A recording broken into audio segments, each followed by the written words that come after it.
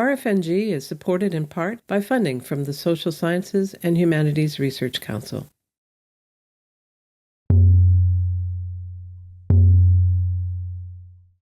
And as I'm speaking to you now, the babies being born today are the 8th generation under the Indian Act.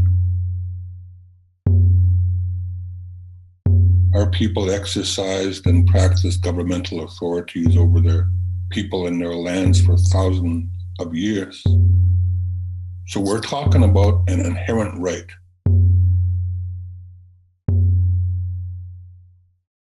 $149 years. That's how long First Nations people across Canada have been oppressed by the Indian Act. 149 years. It's time for things to change.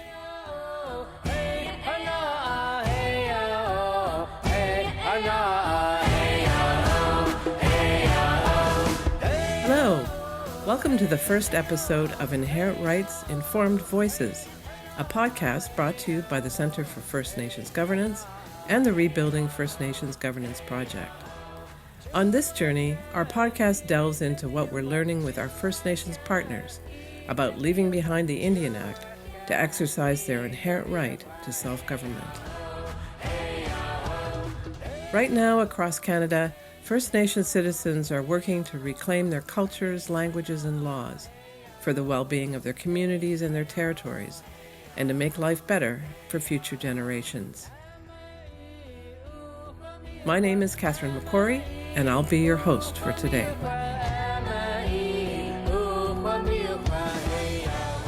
Back in 2017, I partnered with Satsan, Wet'suwet'en Hereditary Chief and President of the Centre for First Nations Governance, along with Carleton University Professor Francis Abele. We wanted to help Satsan bring his dream to life, a world in which First Nations have taken their rightful place in Canada and have built healthy and thriving nations on their own territories, living according to their own laws. I'm a Métis woman who grew up in the Northwest Territories at a very important time for Aboriginal rights and self-government. I worked as a public servant for 23 years in both the territorial and federal governments, and so it's an honor now to be able to share my knowledge and to learn more from our First Nations partners as they reclaim and rebuild their own governments. At RFNG, we get to work with some of Canada's greatest minds, people who've dedicated their lives to advancing Aboriginal rights and to improving life for their nations. With their help, our research project will produce guidance for First Nations all over the country on how they can effectively replace imposed Indian Act governance with their own legitimate governments. But before we can talk about the future, we need to understand the past. Today we're exploring the history of the Indian Act. We'll look at how Indigenous peoples successfully governed themselves before the arrival of Europeans, and how one of Canada's oldest pieces of law has left a terrible legacy. To make sure everyone's on the same page, let's start at the beginning. What exactly is the Indian Act, and what has it done to us? The Indian Act is a racist, oppressive piece of legislation that has no place in a democratic country. That's Dr. Francis Abele. She's a distinguished research professor of public policy at Carleton University and co-director with Satsan of the Rebuilding First Nations Governance Project. Hello, Francis. Thanks very much for being here today. I'm very happy to be here. Thank you. Francis, you've been writing and researching Indigenous issues for a long time now, including back with RCAP. You were Deputy Director of Research there. But you told me one time that it was only when Satsan asked you to do a paper on the Indian Act that you took a good look at it for the first time and you were shocked by what you found. Can you tell us that story? Yes, I'd be glad to. The truth is that in all those years of working with First Nation people and writing about Indigenous policy, I never had sat down to carefully read the Indian Act. About 20 years ago, almost now, Satsan got in touch with me and asked if I would be one of the people who did some work for the National Centre for First Nations Governance on the Indian Act. I readily agreed to do that. My assignment was to read the Indian Act as if it were a constitution, which is in fact what it is for First Nation governments, because it determines how they should govern themselves and a lot of things about the lives of all the people who live under it.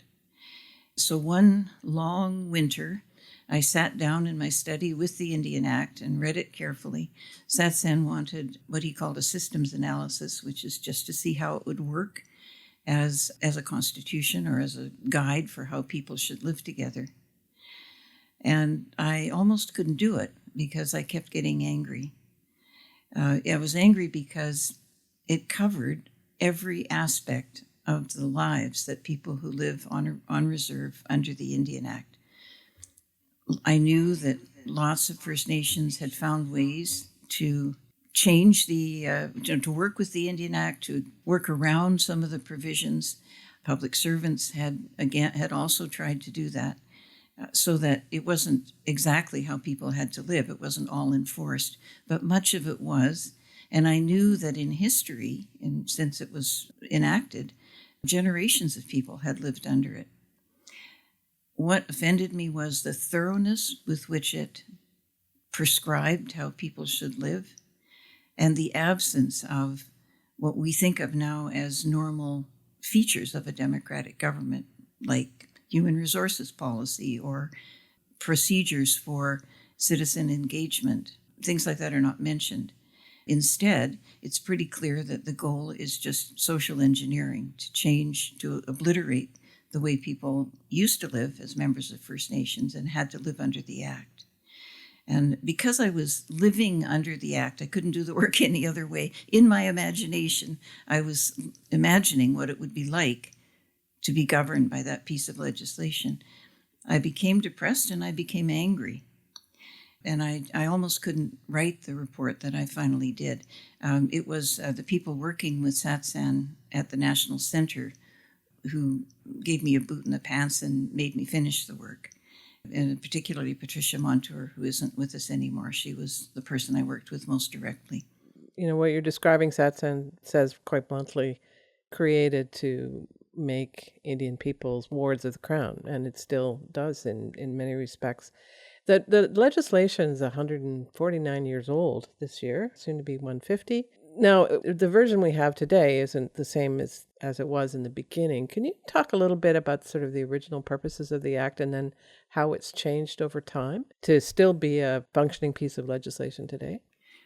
Well, I believe the original purpose of the Act was control.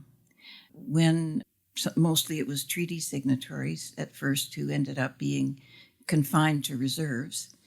In some places, they were coercively confined to reserves. And then once there, they had to live under the Indian Act. It was administered by an Indian agent who was an all-powerful representative of the executive branch of the federal government, of the Department of Indian Affairs, or earlier the Department of the Interior. And that person enforced the Indian Act. That person controlled things. For instance, there were pass laws. So if you were a resident of the reserve and wanted to work off the reserve, you needed a pass that the Indian agent would provide. Otherwise, you couldn't. There's a weird section that talks about whether or not root vegetables can be sold by the people living on the First Nation. Those things were attempts to socially engineer the way people lived and to control how they looked after their own affairs. Similarly, the procedures for self-government, they were given the band council model with mandatory elections every 2 years. Band councils don't pass laws, they pass bylaws. And then and now, those bylaws can be changed by the federal department in charge of First Nations. So at the beginning, it was clearly an attempt at social control and an attempt to obliterate the governance practices that First Nations had.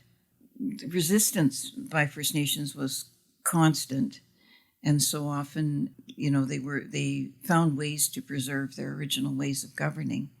And after the Second World War in particular, they found ways to fight back, to try to push back the limits that the Indian Act had placed around their lives and their options.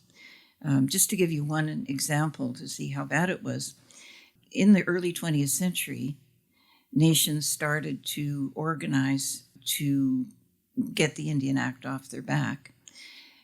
The organizing efforts are told in scholarly literature now, but what happened was the federal department passed an amendment to the Indian Act, which made it illegal for registered Indians, people under the Act, to raise funds for the purpose of self-representation.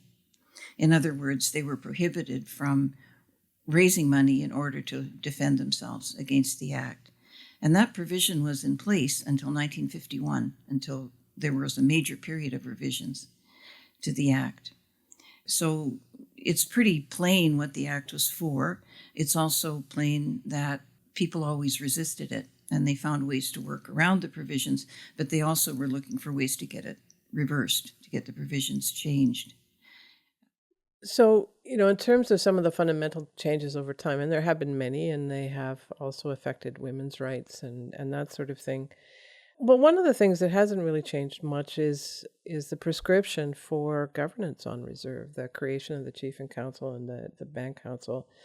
And you said in your paper that you wrote for the Center for First Nations Governance in Satsang, it was called An Ill-Fitting Boot, that it was not a sound basis at all for, or any kind of framework for good governance. Could you maybe touch on the 3 or 4 things that you saw that in your view makes it a failure or impossible to properly govern under it? Well, in a way, the fundamental problem with it is that the Chief and Council are under the thumb of a federal department. It's had different names, but the Department of Indian Affairs, so that the council is responsible for expenditures, but it's responsible to the federal executive branch more than it's responsible to the people that they are meant to represent. Yes, there are elections, but the funding comes from outside, and it all goes to the Band Council. A second problem is that the legislation, although it creates the Chief and Council system, it doesn't create any of the other normal things that you'd find in a government. So there are no provisions for how should the council consult with the citizenry, how can citizens affect the legislative agenda of the Band Council. There's nothing in the Act about hiring practices, so there's no functional equivalent of an HR department. These things have been put in place. Some of them have been put in place, but they are not part of the Act. And so if you care about citizen engagement, for example, there's no guidance there. And in fact, there's an obstruction in the Act because the responsibility is outward to the funders, not inward to the citizens who elect the members of the Chief and Council. So it's a recipe for disempowering the citizens, the citizens of the band or the nation. So I'm going to throw a little bit of a curveball at you because I know you're doing some look at fiscal relationships on the side. And I mean, you and I both know, but I think for our listeners, it's worth saying that one of the issues for Chief and Council is not just accountability back to the federal government for spending and activities on reserve, the priorities, but I guess twofold, the way in which the federal government controls what those priorities are or should be, but also the way they control the money, which makes it difficult for councils to sort of plan for the long haul and work around their own priorities. Can you just talk a little bit about kind of that funding structure and some of the things that the councils are really challenged to deal with in terms of funding? One of the problems that I think really has a lot of consequences is that it isn't really, the way the money arrives makes it very hard for multi-year plans to be made. So if you want a budget for improving the roads on a reserve, you can't make a 5 or 10-year plan for doing that because the funding comes in annual disbursements. If you picture a city government like Toronto or Ottawa or a provincial government, they have stability in the funding so that they may not be able to make firm plans because the level of income comes and goes up and down, but they know that they will have funding to do what they decide they're going to do with it over many years. So if you decide to put a certain amount of effort into road improvement, for example, a city can make those plans over many years. It's very hard for a band council to do that. So that's one of the problems. A second problem is the way the money is transferred. Again, thinking about provincial governments, they have multiple sources of revenue, taxes, but also transfers. And the transfers, there's a big amount of transfer that can come through what's called the equalization program. Equalization is in the Canadian Constitution, and what it says is that every province in Canada should have approximately the same financial capacity to deliver services to the citizens of that province, the residents of that province. So the equalization program assesses the fiscal position of all the provinces neutrally and automatically. And if they fall below a certain threshold, there's an automatic transfer of money to that government to bring it up to the same level of the other provinces. They can spend that money as they choose. And that is not the case for band councils. They don't receive money like that. So they aren't able to decide how to spend money, or if they find themselves in worse financial position than some other governing bodies in the country, they're not able to count on money coming to make up that deficit.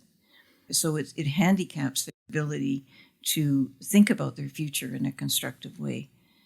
Now, of course, there are some First Nations that have a lot of own source revenue, and they're in a better position, but they're still not in an equal position. They're not, the citizens of a First Nation are not receiving support from the federal treasury in a way that other citizens of Canada do. They're at a disadvantage.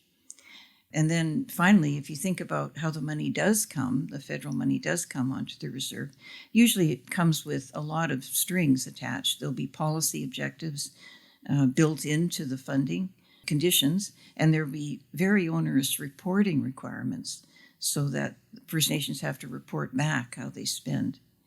And those things really limit the discretion of band council governments.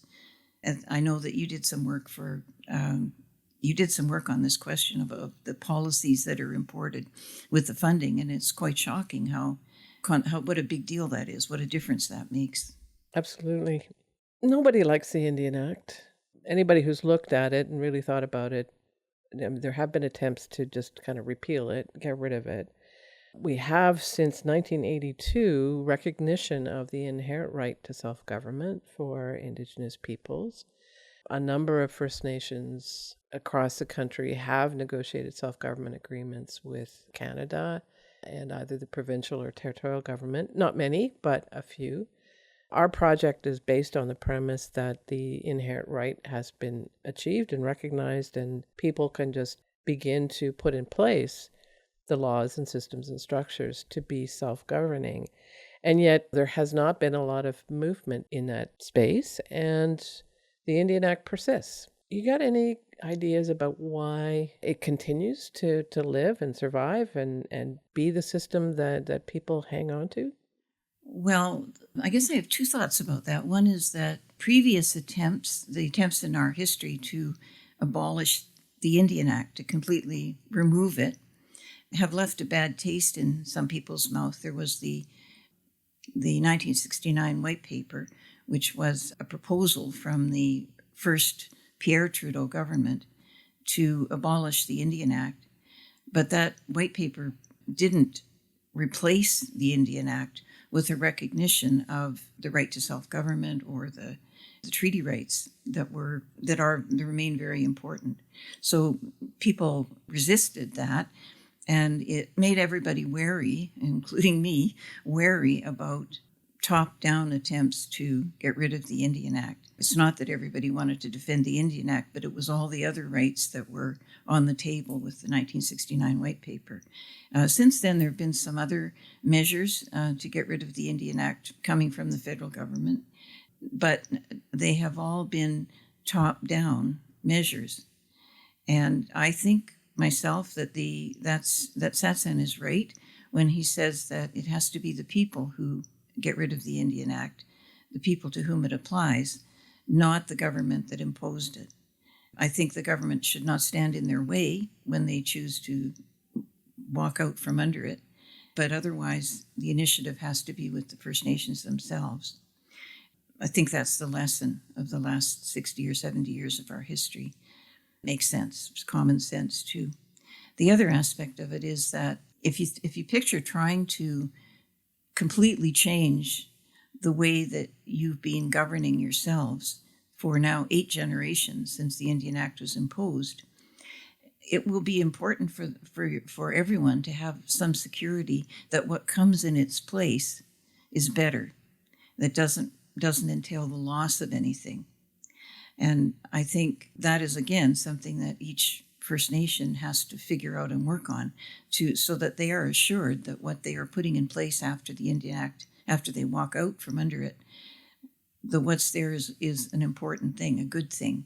One of the very interesting aspects of this is land, control of reserved land and jurisdiction over traditional lands. And that is an area where the jurisprudence has been evolving, and careful thought must be given to that. Many people think that the Indian Act guarantees their right to the reserve land, guarantees their homeland, at least the homeland that the reserve is.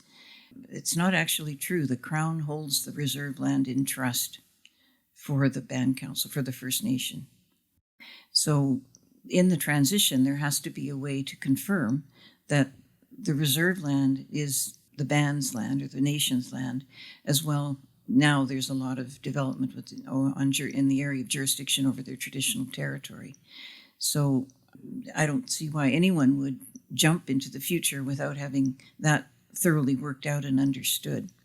The good news is that it can be worked out now, and they are in a position to do it. But it has to be done by each nation looking ahead to its own future.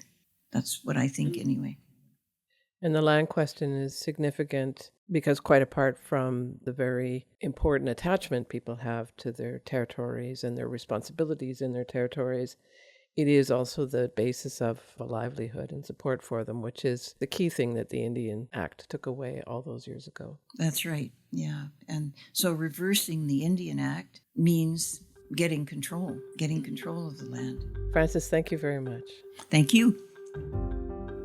Despite its long history, the Indian Act didn't always hold power.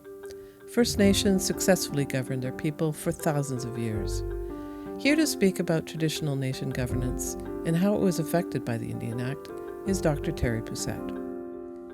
Dr. Terry Poucette is Associate Professor in the Faculty of Social Work at the University of Calgary, where she's also Director of the Grandmothers Lodge. Terry is a member of the Stoney Nakoda First Nation in Treaty 7. Terry's worked for a long time to educate the public about the harms of the Indian Act and its impact on First Nations governance. For her doctoral thesis a few years ago, Terry did some phenomenal research looking at effective First Nations governance, talking with leaders, elders, administrators, community members, and others in her territories in Alberta and BC, and about their experiences and insights on the topic of Indian Act governance. We'll get to her findings throughout our conversation, but first, I was really curious about what motivated her to tackle this very complex subject. Hi, Terry. Thanks for doing this. Thank you, Catherine. So tell us, what motivated you to look at the question of Indian Act governance on reserves, or more specifically, effective governance on reserves? What chose you to choose this as a research topic? So there's a couple of things, Catherine. First of all, when you're a First Nation individual born under the Indian Act, First Nations people are born into politics, whether we want to be or not, because of colonization and because we're regulated by the Indian Act. So most everybody on my reserve, and I think other reserves as well, are interested in politics and governance and what's happening because it directly affects our lives, especially on reserve. The second thing that motivated me was that my mother, Tina Fox, she was the first woman to be elected onto the Stoney Tribal Council back in the 1970s. So I grew up in a political family, and I watched her deal with all the patriarchy that comes with Indian Act governance. I remember her telling me that when she went to her first council meeting, it was an all-male council, and they basically laughed at her when they showed up, and they told her that she should go home and look after her husband and her kids. So those are the kind of challenges that my mother had to deal with. And the third thing that really motivated me to look into governance is I used to be an executive director of an organization called Intertribal Health Authority on Vancouver Island.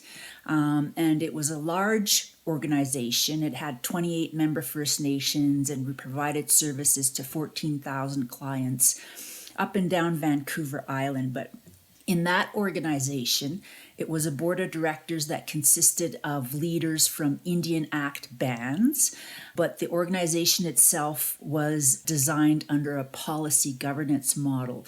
So I was always amazed, like policy governance model, like the executive director has the authority to make the decisions, right? And under the Indian Act, it's more of a micromanagement system where the chief and council call all the shots. So I was always really amazed at how these Indian Act leaders could switch from Indian Act governance into a policy governance model when they came to do their governance work at the Intertribal Health Authority. So those are the three things that really motivated me to study First Nations governance. So Terry, we'll come back to the governance issues in a moment. It sounds like you have some interesting experiences to share. But before the Indian Act imposed band governance, we know that Indigenous nations across the country, First Nations in particular, had been successfully governing themselves for millennia before that. So I'm wondering, given your research, whether you could talk to us a little bit about what we know about what some of that traditional governance was like, and whether you have maybe a couple of examples to share. When I did my dissertation research, what I learned is that prior to the Indian Act, in the traditional era, our governance systems were centered around the family, like they were mostly clan-based governance systems. And they were complex governance systems that worked really effectively for thousands of years. It was a system where there was direct democracy, meaning that it had the input and participation of all of the clans and the clan members. There was a separation of powers within these systems. Like, for instance, in the prairies, there's the separation of powers. You know, the one leader or one group of leaders wasn't in power for an indefinite period. Like, there was, for instance, different leaders for different events. So in wartime, the people would select a war chief to take them through that period of conflict. In hunting season, the people would elect a hunting chief that would take them through that season. So power was separated in that way. And I also learned that in the traditional era, like, there's this myth that all of the nations were egalitarian, but there was different systems. Like, there was hierarchical systems that existed in the traditional era, and you can see that on the West Coast. Like, there was a hierarchical system, and it was in the prairies where there was like more of an egalitarian system. And they had like different forms of leadership selection. For instance, on the West Coast, they had hereditary systems. So leadership mainly stayed within the same clan or family. And in the prairies, like, the leadership selection was based on the person's skill. So yeah, there was very complex systems of traditional governance that existed. And of course, one of the purposes of colonization is to make us forget our traditions and our traditional governance systems. But when I was doing my dissertation research, it was evident that the memory of traditional governance still exists in our languages, as well as in the oral histories of our elders and knowledge keepers. And so most of the 600 plus nations in Canada still exist under the Indian Act, and there's really no room for traditional governance under the Indian Act. But those nations that have gone into some form of self-government usually incorporate some kind of like hybrid system where they combine traditional governance with, Western governance principles and processes. For example, like I was looking at some self-government agreements during my dissertation, and for decision making, for instance, they would say things like, we'll go with consensus first, but if we can't get to consensus, then we'll move on to simple majority or supermajority. So they had things like that written into their self-government agreements. And I also reflect on the Harvard study, which says that these governance systems, they don't necessarily have to be like these modern day indigenous governance systems, don't necessarily have to be 100% traditional. What's important is that the governance system is not imposed by a foreign government, but that it's developed by the nations themselves, like they have ownership over this governance system. So in modern day, these nations might go with a more of a traditional system or more of a hybrid system, like it's totally up to them, like it's their self-determination, what's important, and the cultural match of that governance model that's important. So, in terms of the more than 600 First Nations across the country, I think there have been about 25 self-government agreements so far, covering, if I recall the numbers correctly, about 43 communities. The vast majority of folks are still governing pretty much strictly under the Indian Act itself. Yes. So I'm curious about how you've seen the Indian Act. And again, going back to your research, I mean, you talked about the legacy of colonialism, and I wonder if you could talk a little bit about how you see that legacy impacting day-to-day governance in communities in the modern times. There is no self-governance under the Indian Act, right? It's delegated authority. But where I see the challenges the most is like, for example, with the accountability. In the Indian Act, there's only upward accountability built into the Indian Act. So that means that the chief and councils do not have to be accountable to the people that elected them into office. They don't have to be accountable to membership. They only have to be accountable to the Minister of Indian Affairs. So it causes situations like that. Like a lot of nations are still accountable to their people regardless of what the Indian Act says, but other nations are not. Like there's a lack of transparency and accountability, and by law they don't have to be accountable to the people that voted them in. So it causes a lot of frustration with the electorate when they don't know what their chief and councils are doing, because there's no reporting back to the people in some of the nations. I'm not saying that exists right across Canada. Like a lot of nations, regardless of what the Indian Act says, are still accountable to their people through annual general meetings, through, reporting, through newsletters, like different forms, but other nations are not and don't have to be. So there's a lot of situations like that that's created under the Indian Act. One of the things that I found really interesting about your research, though, was that you did look at instances where people had tried to change that, to be more effective, even within the Indian Act system. But you discovered that was a very challenging job, that, those changes didn't always stick. And you sort of looked at several reasons about why that was the case. Could you talk to us a little bit more about that? I was fortunate to be able to speak to elected leaders, elders, community members, and senior administrators from BC and Alberta. Like I was able to interview several people about the Indian Act, and I wanted to know how they got to good governance, because the Indian Act is not designed for good governance. Like it's just a tool of oppression and assimilation and delegated authority. So I really wanted to know, like, how do we get to good governance? And I found that several things were happening. For instance, there would be a motivator. Something would motivate the people to want change. It might be the lack of accountability.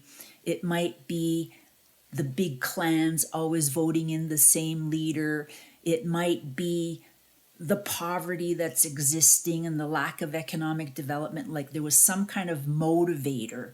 It might be allegations of, wrongdoing or something like that. So something would motivate the desire for change amongst the people. And then I found that following that motivation, they had a clear idea, like a vision of what they wanted for good governance. So if we're using the example of accountability, what might be the motivator is the lack of accountability, and their vision might be chief and council regularly communicating with the electorate and being accountable to the people instead of only the Indian affairs. And some of the actions that people might take, so there was a motivator, then they have a vision, and then that would be followed by some kind of action. So the action might be like the people might start a petition or something, like demanding accountability, or they might go to Indian Affairs and try to write letters to Indian Affairs and try to get Indian Affairs to step in. Like there was some kind of action that was taken. And then if the change was made, then there would have to be efforts to maintain that change. But that was where the tough part is, because it's very hard to maintain positive changes under the Indian Act because it's not designed for that. So you might have a chief and council that's doing all these great things and putting in accountability policies and mechanisms. And as soon as they get voted out and the next chief and council come in, they don't have to do any of the good things that the previous chief and council did. So there's nothing in the Indian Act that holds good changes in place like a constitution would under a self-government agreement. And it happens over and over again. So next month there might be another motivator and more visions and more actions taken, but then it's very hard to maintain changes, positive changes under the Indian Act. Can you talk a little bit about where success was possible? What kind of conditions needed to be in place? Or you also talked about this being kind of an interrelated journey of change. So you've got, how change happened, but what were some of the key elements of making change stick? Well, that's the tough part. Under the Indian Act, it's hard to make good change stick. If you have a chief and council or a certain chief that's in power for a long time, that can hold those positive changes in place, that's usually the situation. It's usually about leadership, it's usually about a good chief that's holding changes in place. But that change will only stick as long as that chief remains in power. Once that chief retires, or then a new chief with different ideas can come in and undo all of the good work of that previous chief. So that's one of the problems under the Indian Act. It's very difficult to maintain positive changes. But it might be like the people, the people are not powerless either. Like even though they're kind of powerless under the Indian Act, they're very vocal, especially in my community, and they can force chief and councils, to make and maintain positive changes. But it's a very complex situation because there's also a lot of fear and a lot of poverty and, things that happen on the reserve that make people afraid. So what is your advice then to communities, to people, particularly to youth who want to see change? Is it to follow the self-government path and kick off the Indian Act? Is that a realistic goal in your view? I think it is a realistic goal. But whether it will happen in my lifetime, I don't think it will happen in my lifetime because the Indian Act is very entrenched and institutionalized in our communities. Like we've been living under this act for 150 years now, and it's very entrenched in our communities. And so I think that in order to institute change, we need to begin decolonizing our minds. Like our minds are so colonized, all we know is the Indian Act. So I think that efforts need to be made by leadership, by elders, by knowledge keepers to decolonize the minds of our people, beginning like with our children. And I think that once we begin to decolonize our minds, we will become less afraid of separating with the Indian Act, because there's so much fear around separating with the Indian Act. Like, we're afraid to lose our treaty rights, our Aboriginal rights. We're afraid to lose our lands. Like, we're afraid to lose government funding because there's so much poverty on the reserve because of the fact that the Indian Act blocks economic development. Like, it's really challenging. So I think that in order to get to a place where people are going to want to look at self-government, the first thing that we need to do is decolonize the minds of our people.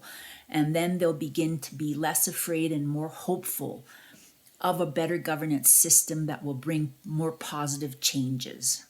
So even if by magic the Indian Act were to disappear tomorrow or be repealed or whatever, you feel that it exists just almost in people's minds as opposed to on a piece of paper. Yeah, it does. And a good example of that is the ban custom provisions. Under the Indian Act, you can opt out of the electoral system in the Indian Act and go to a ban custom system.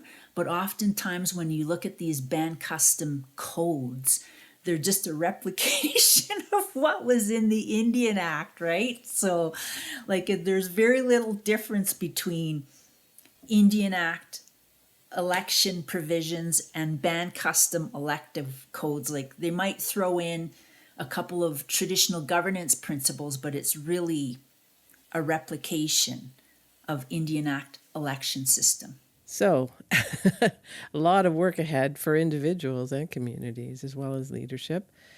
Where have you seen sort of positive advances? Where have you got any examples of where that change has started to shift? We've seen it happen in BC, especially like with the movement towards self-governance. And I think that I often think about that, like, what is the difference between BC and the rest of the country? And I think that the advantage for BC is because there were no treaties. And I think that puts them in a better position there's less fear and more willingness to go towards self-government.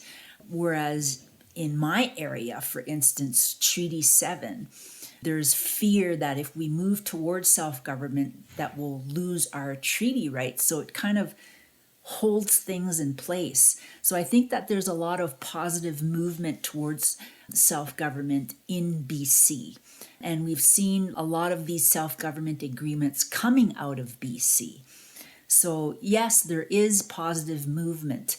And within the Indian Act bans, there's also positive movement happening at different levels. But like I say, from what I can see, changes are very hard to maintain under the Indian Act. Well, hopefully as we keep going on with some of this research, we'll have a better understanding of what's happening in British Columbia and learn some great examples that I know are taking place in other parts of the country, and hopefully we can help people build a bit of a roadmap. But as you say, it does seem to have to start with decolonizing our minds. Yeah, that's the first step, decolonizing our minds. Terry, thank you so much for taking time out today.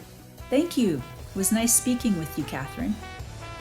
As you've heard, despite its long history, the Indian Act didn't always hold power. First Nations successfully governed their people for millennia, and they're starting to do so again. Decolonization, reconciliation, self-government, and self-determination. Next episode, we will explore the significance of these ideas to deeply understand the hopes of our research and how it can benefit not only First Nations, but all of Canada. Thank you to Dr. Frances Abele and Dr. Terry Poucette for lending your informed voices to this episode. We hope you'll join us next time on Inherent Rights, Informed Voices, Reclaiming Our Rights and Ourselves.